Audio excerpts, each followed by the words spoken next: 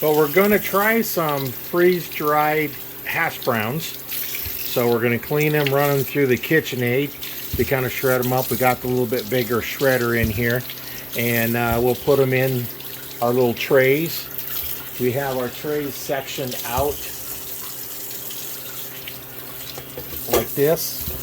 So we're going to do 2 trays of this just to try them, see how they turn out, and we'll do a couple trays of diced tomatoes along with it, just so we don't do a whole bunch if we don't like the way it turns out. But everything else turned out really good, so I think this will turn out really good as well. So once we get done washing them, then we'll cut them up small enough to fit in here, and then send them through here, and we should get a nice little size potatoes. And they're raw, and if you put hot water in with them, it should cook them pretty quick, almost like an instant potato.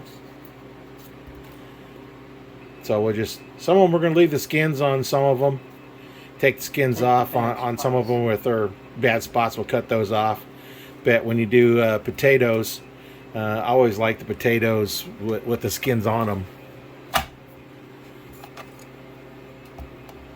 So load a few of them up, and we'll see what it does.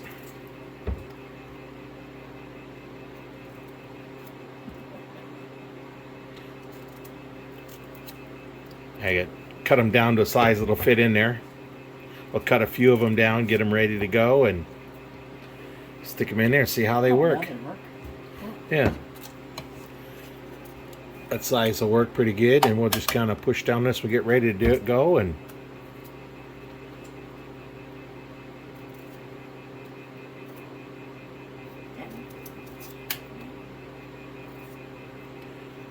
yeah, back right in here, our phone beeping. We get scammers calling all the time, so we just left the phone on, and then we don't have to worry about them calling for a while. Yeah. Thank you very much. Okay, let's start this now. So, all right. Well, come back and we'll see how this works.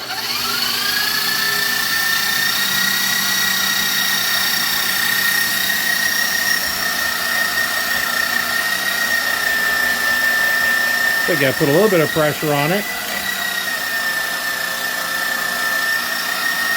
Well, let's see what it's looking like in the pan. Looks like clogging up. Right. Clogging up. It looks pretty good. Clogging up, about good size anyway for hash browns. A perfect size. So that's gonna work pretty good. So we'll go ahead and we'll grind a bunch of this up, and then we'll show you once we get them loaded in trays. Okay, we have a little bit shredded up. What we're going to do is we're going to rinse them off. They seem to cook off a little bit better, get some of that little outside starch off. So we're going to rinse them here a little bit.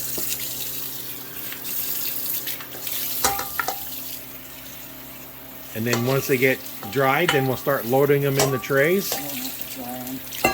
You can put them on some paper if you want to get them a little drier. Well, I just got to shake all the stuff off there and get most of the water off.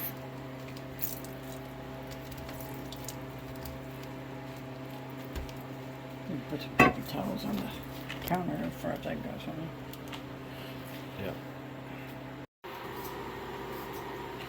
Okay, we're over here. We've got these dried out. We're going to start putting them into sections, and we're going to not load them up real full, but we're going to get them so there's a good amount in each one, just about 1 serving's worth. Kind of pat them out here a little bit. We'll see how far we're going with it.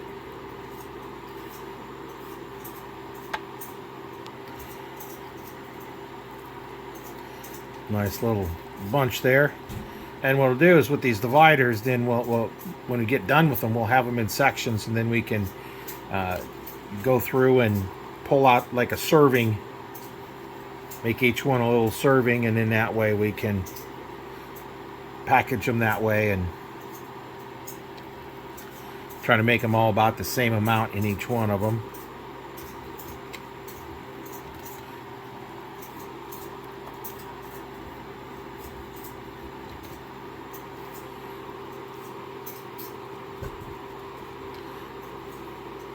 You know, when you get extra food, it's always kind of nice to be able to save it, because, you know, potatoes, for a while, they start sprouting roots, and then they start getting soft, and then you gotta do something else with them, and this way we can save them.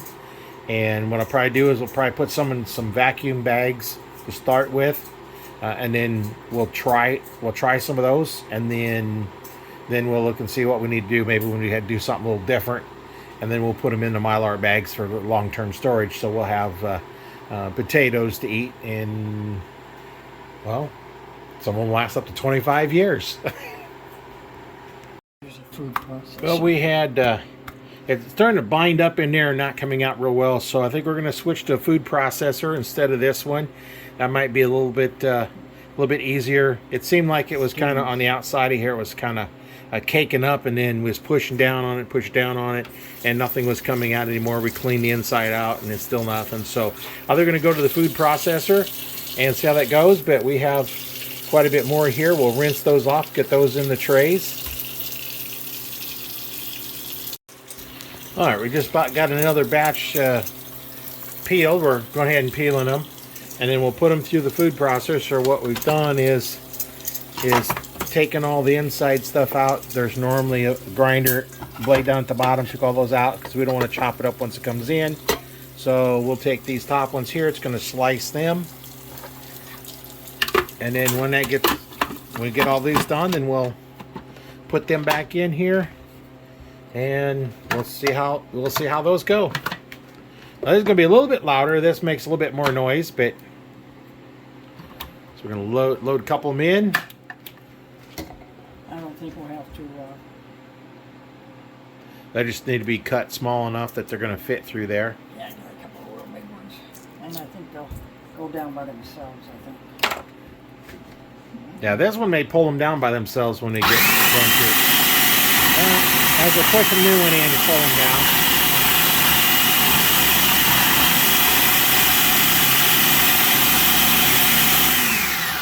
Oh, I think we built up some mush on the top of it. Yeah, kind of over at the side here. A little chunk got stuck in the middle. Got more. We have a few more in there. One at least. Okay. All right. Oh, let's put this back together. If I can find the hole. Yeah. Not the right side up, right? Yep. Okay. All right, we'll try it again.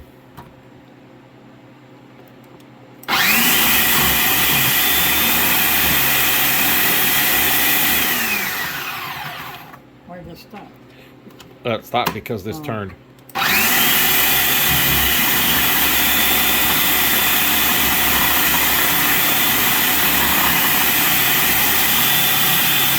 Yeah, you can kind of see little chunks are filling up over there on the side.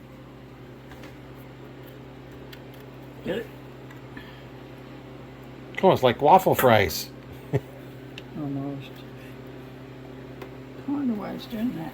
Well, we can... There's another piece. I think we'll just rinse this off, and we'll see how that fills it up. So let's rinse it off, and we'll come back and we'll show you as we're filling the trays back up again. We're rinsing them off. You can see when you start rinsing them, there's a lot of that starch come out of them. That makes them cook up a lot better, a little more crispier when they cook. And they taste better too. Yeah, you get some of that starch out of it, a little better taste in them. For hash browns anyway. Okay. All right. Get them sitting over here now. Trying to make them somewhat even as I'm filling these up, so it's about the same thickness. And you can kind of see we need to get them in the freezer going here pretty soon. We got the freeze dryer started so that it can get cooling. I already went ahead and put the tomatoes in there because it won't hurt those to be out, but I didn't want to go through having a warm area for the potatoes because they kind of turn dark. We'd like them to stay nice and white like they are now. See, I have magic. I have piles just showing up for me to flatten out. Oh, put that in there. Ah, a little small one. Oh, it looks like we're gonna have to do some more. Yeah, I got a few more ready. Yeah, got a few more. So let me pause this here, and we'll come back when we get some more ready. All right, got them here. We're gonna rinse them off. Rinse them off down the side, and then we can look inside. We can see how much it foams up, and that's all the starches that's coming out of them.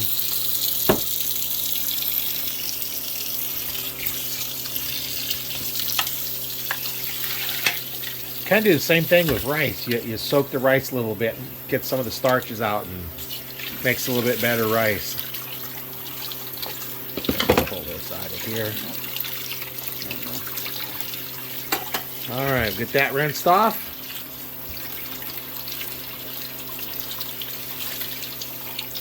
Okay. And now we're going to come over here, and we need enough for 3 sections is what we need to do. Oh no. We might need more. We'll see. That's what we got peeled, and we'll see how they turn out. Okay, start Well, we might have enough. getting these evened out.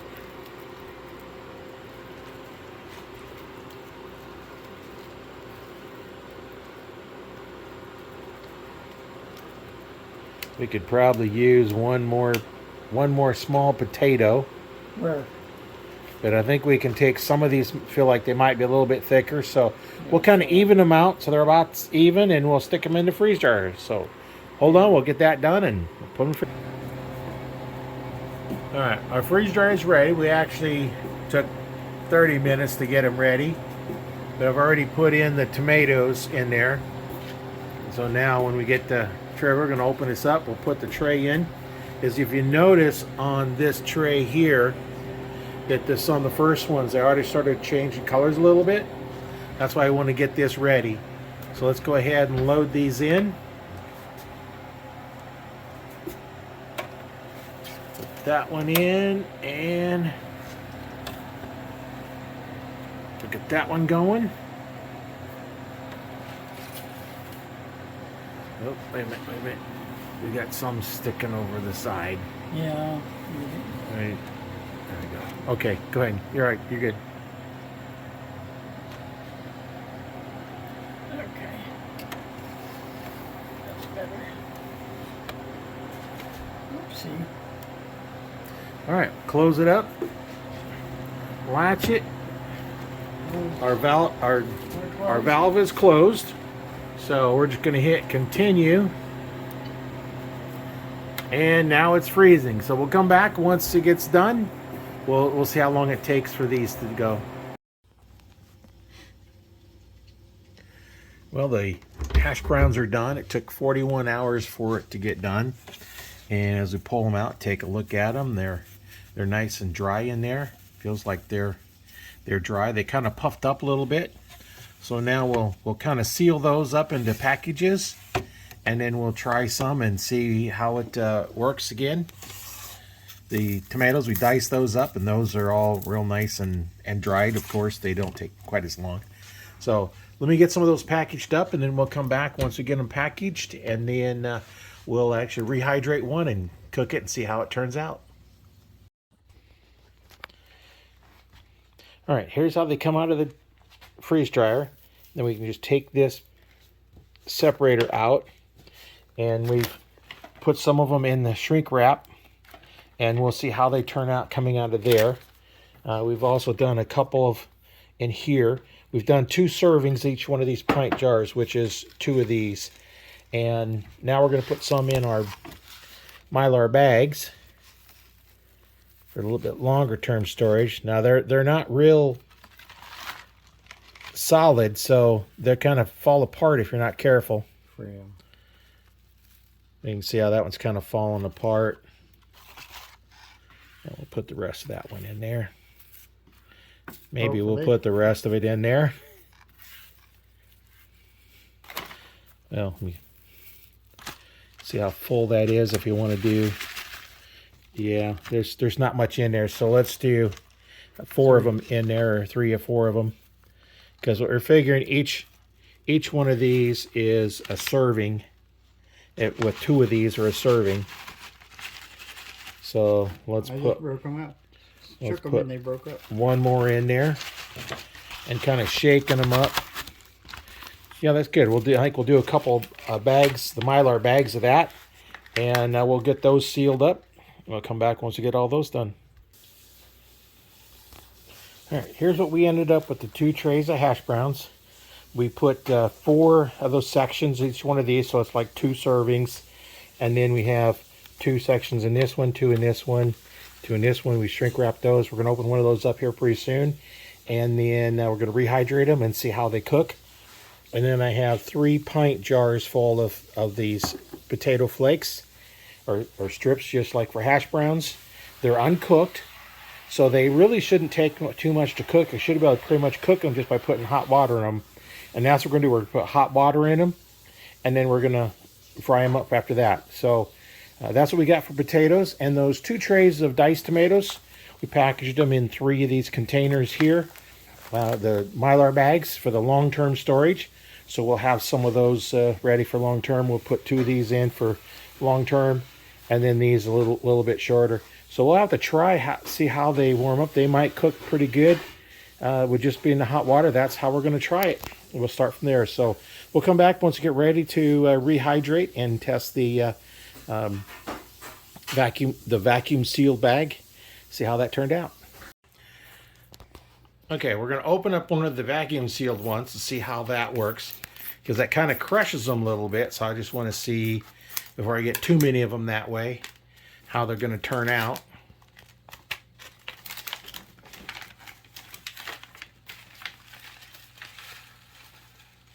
Not bad at all. So, yeah, not too bad. Get the rest of that tapers out of there. And that one is still pretty good shape. So now we'll put in like cold water. We can always drain it off if we get more in there than what we need.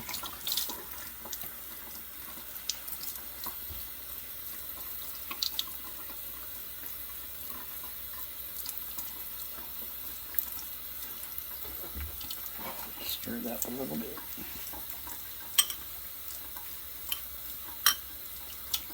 Just going to put in just enough water to rehydrate them.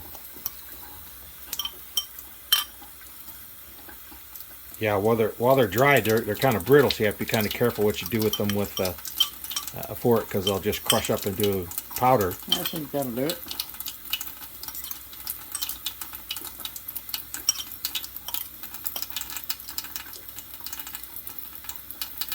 Starting to turn to mush.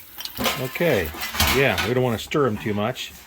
So we're going to come over here and, all right, we have our pan hot now. We put bacon grease in there. Going to make it taste good, I think.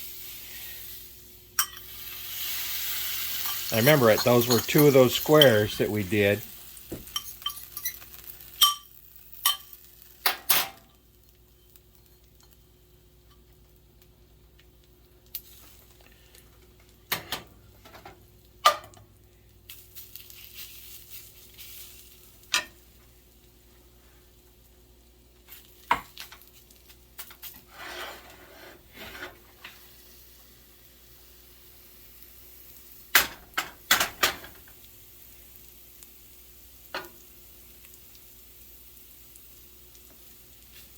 Now we just need to wait until it cooks. So I'll go ahead and pause it, and we'll come back when we get ready to flip it over.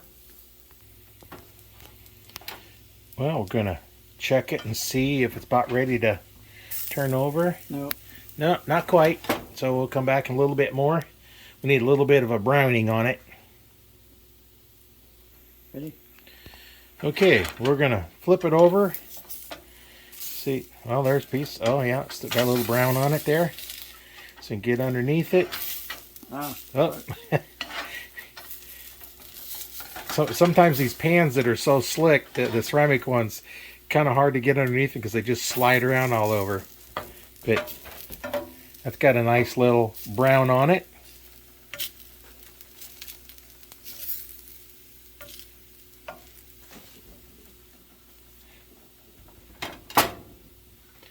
they're not clumping together like you see a lot of them, but that could be because we soaked them and got the starch out of them, which will kind of help hold it together. We could try that on a batch, not rinse them, and see if they stick together a little better. All kind of trial and error. They may not cook as well.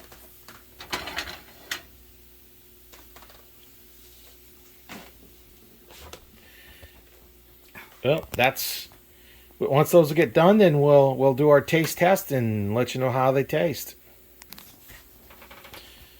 Okay, they're all done. We're going to put it in a plate now. And then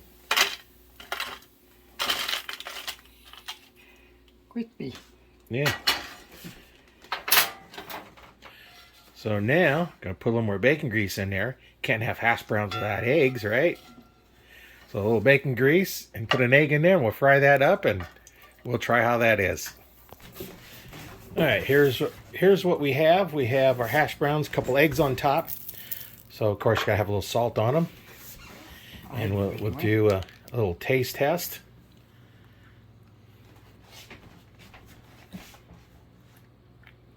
Oh, what do you think? Should have put more water in with them. Should have put more water in with them? Yeah, a little dry. Little bit dry, huh? Oh, so mix it in with the egg yolk. Yeah. It'll be fine. Otherwise, they're fine.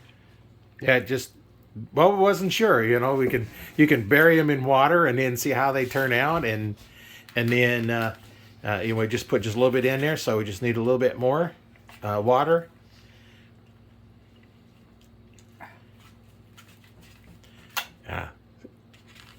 Eggs kind of sticking together on you. Yeah, the egg, outside edge got hard.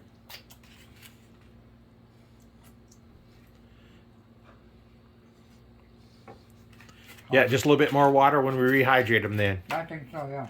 Yeah. Okay. Well, they turned out pretty good, so I think it's worth doing more of them. Stay tuned for our next freeze drying adventure. What we're going to do next, you never know. Whatever we have extra food on.